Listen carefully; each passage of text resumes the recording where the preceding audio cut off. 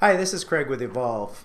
Today's video really was stemmed from something that I was reading from Modern Salon. Modern Salon said the biggest educational need in our industry right now is how to read a profit and loss statement, how to actually look at the business side of things. And it was really interesting when I was reading from Modern Salon because I would have thought that they would have talked about hair color or cutting and everything. They said the thing that is absolutely needed in this industry is how to read a profit and loss statement.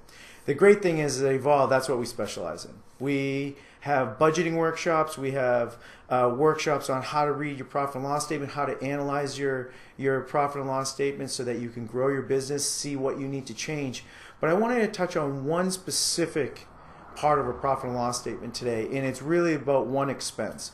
Because I believe that a lot of the struggles financially that happen in this industry is because of this one decision that people make.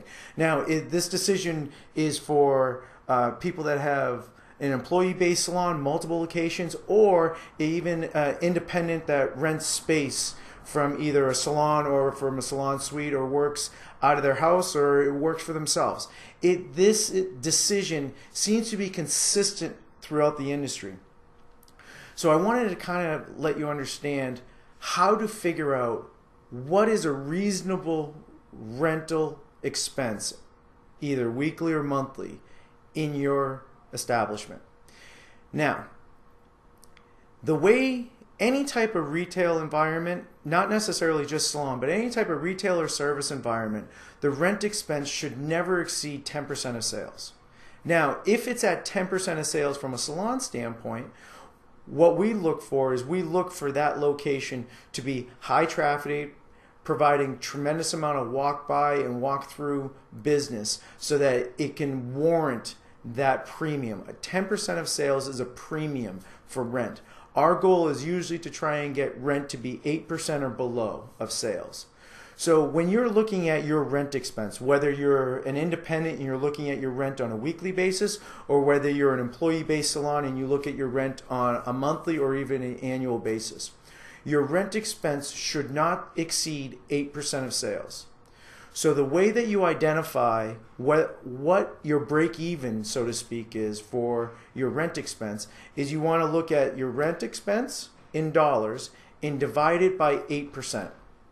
So if you're an independent, let's give an example of an independent. If you're an independent and your rent expense is $200 a week, you take the $200 a week and you divide it by 0.08 or 8%, and that will show you that you need to be generating upwards of $2,500 a week in service revenue to warrant being in that location.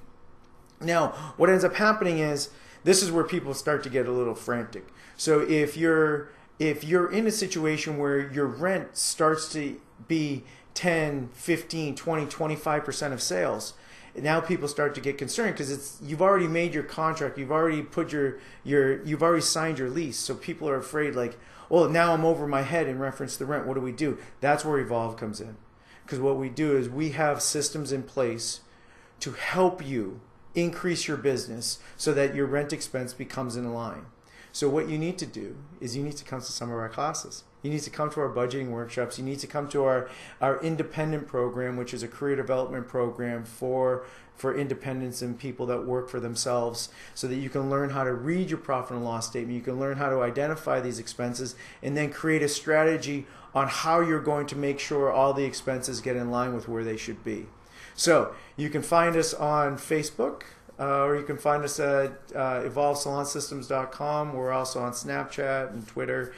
So find us on social media and come to any of our educational events. But make sure you get your rent expense in line, or at least you know. The first key is to know exactly where your rent should be. If there's any challenges that you find after you do this analysis, contact us. We have the solutions to help you out. Thank you very much and have a great day.